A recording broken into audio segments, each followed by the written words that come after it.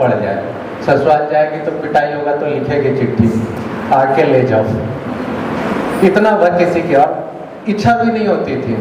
कोई सोचते थे नहीं चलो भाई मैट्रिक तक करा देना चाहिए, कोई सोचते थे ग्रेजुएशन तक, और कुछ कुछ लोगों की ही रहती थी कि नहीं हम तो कुछ बड़ा करें, कुछ करके दिखाएं।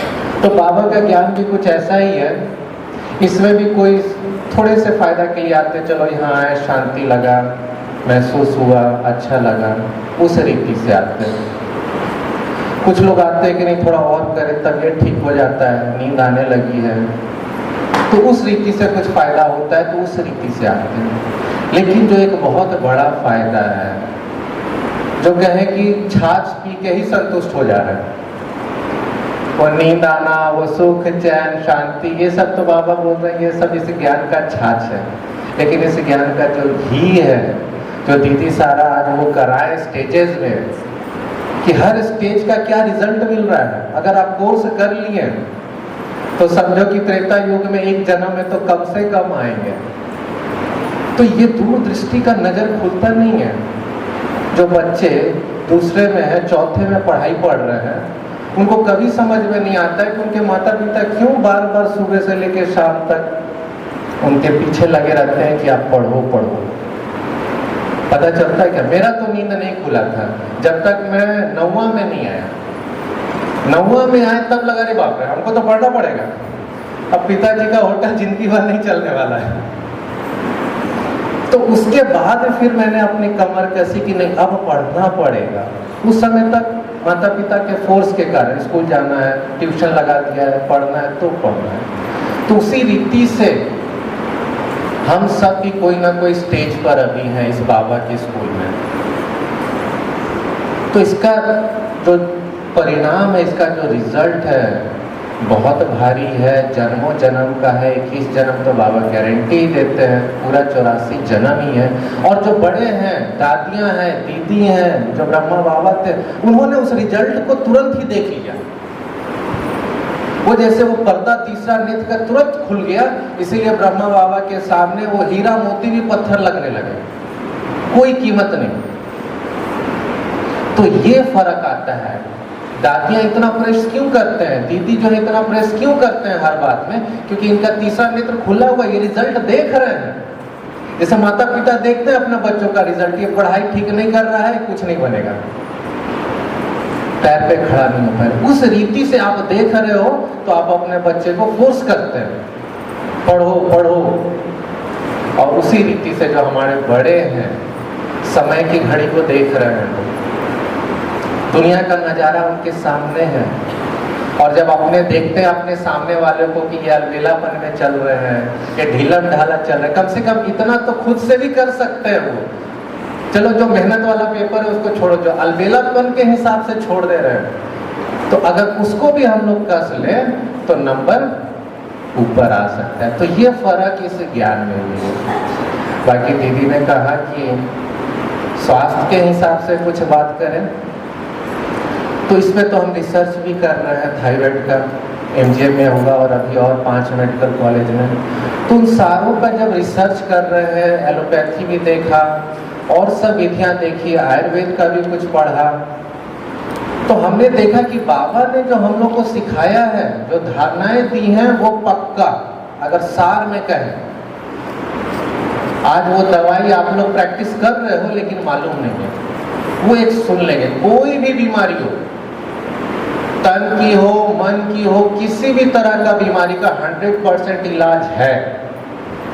उसकी दवाई का नाम आप लोग खा भी रहे हैं, लेकिन आप जान ले कि वो दवाई है। आप खा रहे हैं लेकिन मालूम नहीं है कि वो दवाई है। तो उस रीति से जब आप खाएंगे ना, तो गारंटी है, गारंटी है कि आपकी कोई बीमारी नहीं रहेगी, आप एकदम निरोगी बन जाएंगे। और वो मैं नहीं कह रहा हूं, ये बाबा का प्रिस्क्रिप्शन कह रहा है। तो 4 पेज का मुरली है बाबा का, ये क्या है? ये हमेशा इसको बोलते हैं, ये सलाह है, ये डॉक्टरी सलाह है, उस रूहानी सर्जन की सलाह है। सब सोचने लग गया, आप दवाई बता रहे हैं। दवाई तो आप सब जानते ही हैं, वो रूहानी सर्जन का ही दवाई जो है। तो 4-25 जैसे डॉक्टर जो होते हैं वो क्या करते हैं, आप जाओगे डॉक्टर के पास, डॉक्टर देखेगा, पूछेगा और फिर कुछ लिखता है, दवाई भी लिखा, परहेज भी लिखा, कब तक खाना है वो भी लिखा। अब तो पैसा खर्च करके किए और वो पर्ची पॉकेट में रख लिया, बीमारी ठीक होएगी क्या? क्यों? डॉक्टर से तो दिखा लिया, दवा नहीं लिया। तो बाबा का भी मुरली सुनने से केवल इलाज नहीं होता है, उसमें से कोई भी एक चीज को उतना दिन करो, धारणा में लाओ, तब उसका इलाज होगा। सही बात है ना? तो हम लोग का आदत यही हो गया है। उस डॉक्टर का तो याद रहता है, पर्ची दिया, भाई दवाई नहीं है, बेटा को बोलेंगे, परिवार में बोलेंगे लाओ लाओ लाओ, फिर खाएंगे, फिर लगेगा ना। तो बाबा रूहानी सर्जन को क्या दवाई बताया है, ये सब आप लोग जानते हैं, लेकिन ये नहीं जानते कि ये दवाई है।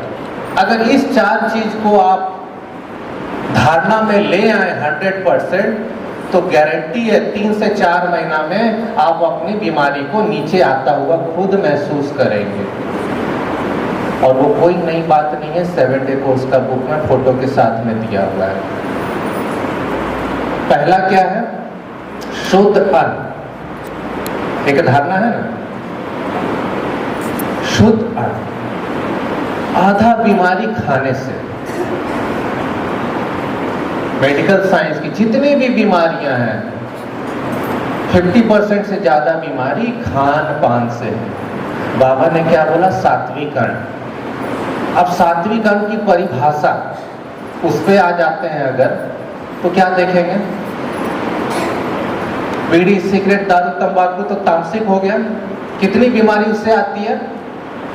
अगर बीड़ी सिगरेट छोड़ दिया, दारू छोड़ दिया, तो फैटी लीवर दारू के कारण होता है, लीवर खराब होती है, लीवर की बीमारी। लीवर को खराब करने का सबसे बड़ा चीज है शराब। सिगरेट स्मोकिंग जो है फेफड़ों का कैंसर, और हर चीज में तंबाकू मुंह का कैंसर। तो ये सब मोटा मोटा चीज है, तो बच गया। चाहता था कि नहीं, बाबा के लिए तो जरूर कुछ बनाना होगा, तो फिर अपने को भी मिल जाएगा। तो ये अटेंशन बहाना बना लेते हैं कि नहीं, भूख लग रही थी, घर में साधन नहीं था, कई कारण बताते हैं। लेकिन इतना सीरियसली सोचे कि वो चीजें तन को भी निरोगी नहीं बनाएगी।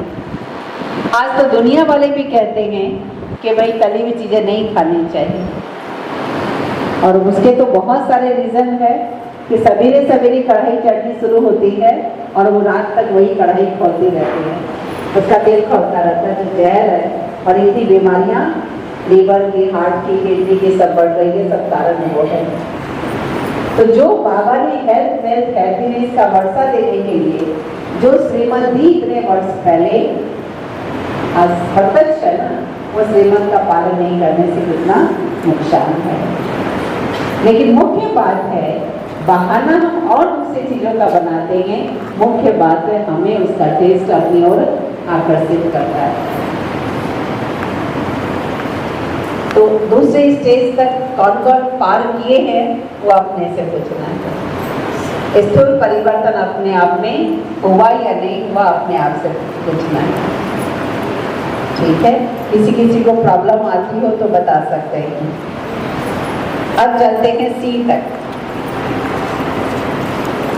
त्याग, परिवर्तन किया, लेकिन त्याग की भावना का भी त्याग,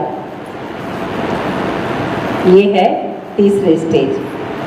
सब कुछ बाबा को सौंपने के ऐसे है कि इसमें भी अपना तन मन धन सफल किया है और कर रहे हैं और आगे भी करते रहेंगे, जिसकी बदला आज हम सभी 3 पैर पृथ्वी के स्थान पर बैठे हैं ना।